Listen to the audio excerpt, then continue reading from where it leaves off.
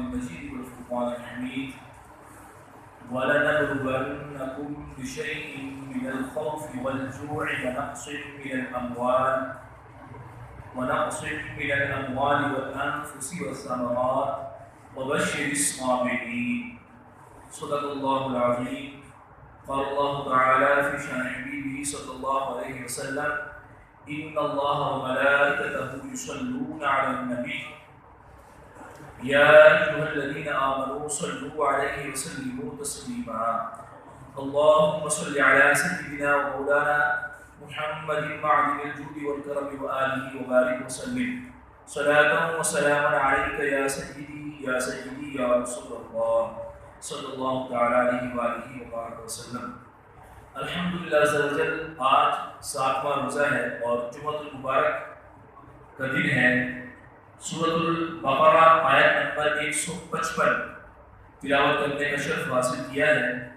اللہ رب العزت ارشاد فرماتا ہے: وَلَنَبْلُوَنَّكُمْ بِشَيْءٍ مِّنَ الْخَوْفِ وَالْجُوعِ وَنَقْصٍ مِّنَ الْأَمْوَالِ وَالْأَنفُسِ وَالثَّمَرَاتِ وَبَشِّرِ الصَّابِرِينَ. اور ہم ضرور تمہیں کچھ ڈر اور بھوک سے اور کچھ مالوں اور جانوں اور پھلوں کی کمی سے آزمائیں گے اور صبر کرنے والوں کو خوشخبری سنا دیں. اللہ رب العزت ارشاد فرماتا ہے کہ ہم تمہیں ضرور آزمائیں گے، تمہاری ضرور آزمائش ہوگی. اور آزمائش کیسے ہوگی؟ ارشاد فرمایا: من الخوف، کچھ خوف سے تم پر خوف کی کیفیت طاری ہوگی، ڈر کی کیفیت طاری ہوگی. خوف کے ذریعے سے تمہاری آزمائش کی جائے گی. والجوع، اور بھوک کے ذریعے سے تمہاری آزمائش کی جائے گی، بھوک کے ذریعے سے تمہاری آزمائش ہوگی. ونقص من الاموال، اور مالوں کی کمی سے تمہیں جانچا جائے گا. والانفس، اور جانوں کی کمی سے.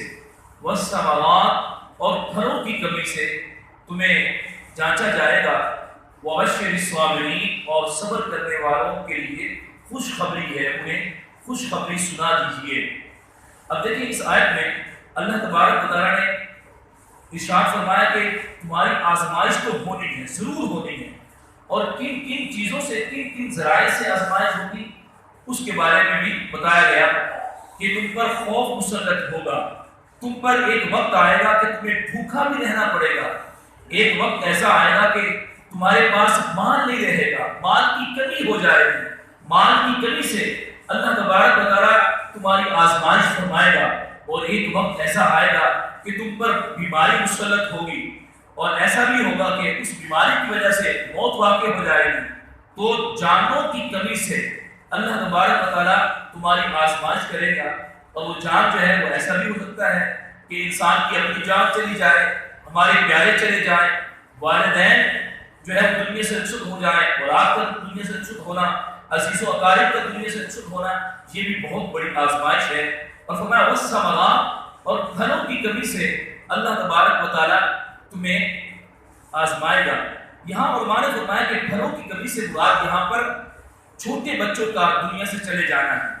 چھوٹی، بالکل چھوٹی اولاد جو شیر خارگی کے عالم میں چلے جاتے ہیں، چونکہ چھوٹی اولاد بھی ایک پھل ہے، اسے پھل سے تشبیہ دی گئی. اور حدیث میں اس پر شاہد ہے، حضور نبی کریم صلی اللہ علیہ وسلم نے ارشاد فرمایا: جب کسی بندے کا بچہ مرتا ہے تو اللہ تعالیٰ فرشتوں سے فرماتا ہے تم نے میرے بندے کے بچے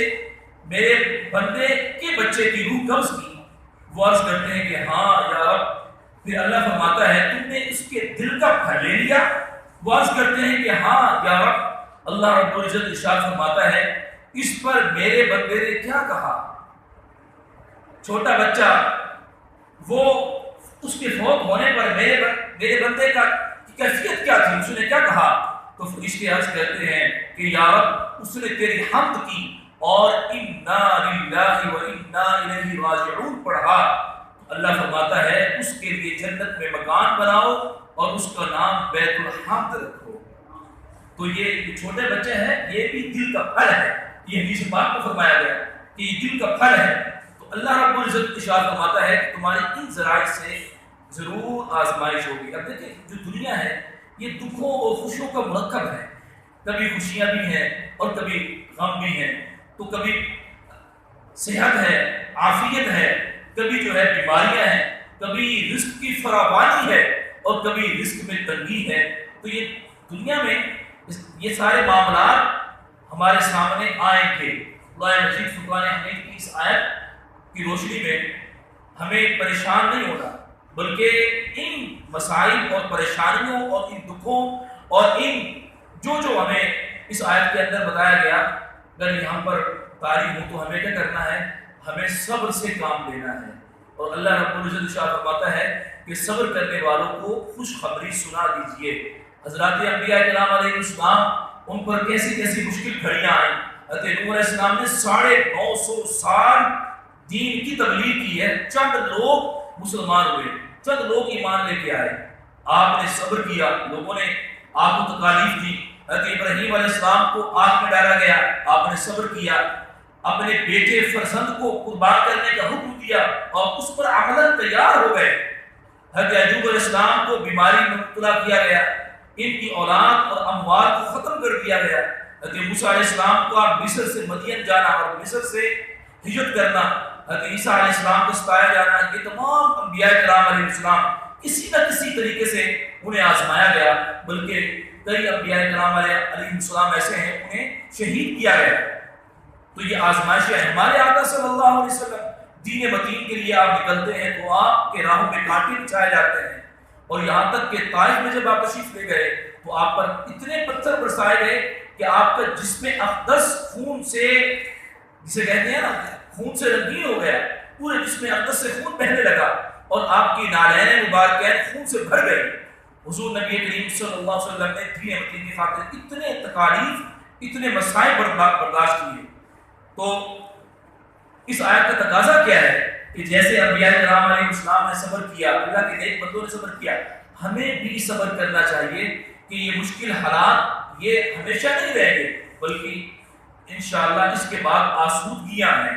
اب جیسے اس وقت جو وبائی امراض چلے ہوئے ہیں یہ بھی آزمائش ہے، اور ہمارا کاروبار بند ہو چکا ہے، دکان بند ہے، کاروبار بند ہے، رزق کی کمی ہو گئی. جو آج پہلے دینے والے تھے اب کیفیت یہ ہے کہ وہ لینے والے بن گئے، ایسی کیفیت. لیکن پریشان نہ ہو، یہ حالات ایسے نہیں رہیں گے.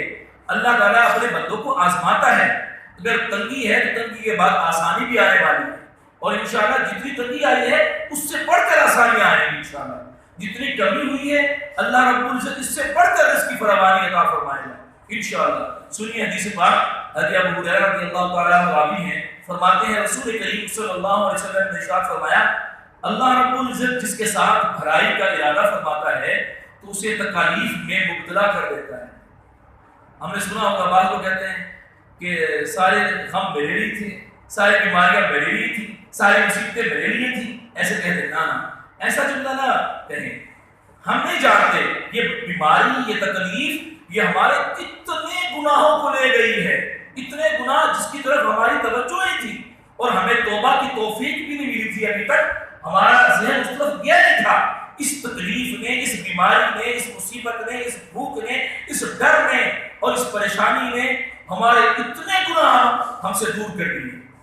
میرے آقا صلی اللہ علیہ وسلم ارشاد فرماتے ہیں مسلمان کو جو تکلیف، رنج، ملال اور اذیت و غم پہنچے، یہاں تک کہ اس کے پیر میں کوئی کانٹا ہی چبھے، اللہ تعالیٰ اس کے سبب اس کے گناہ مٹا دیتا ہے. سر میں درد ہوتا ہے گناہ مٹتے ہیں، بخار ہوتا ہے گناہ مٹتے ہیں، تھوڑی سی کھانسی ہو گئی گناہ مٹتے ہیں.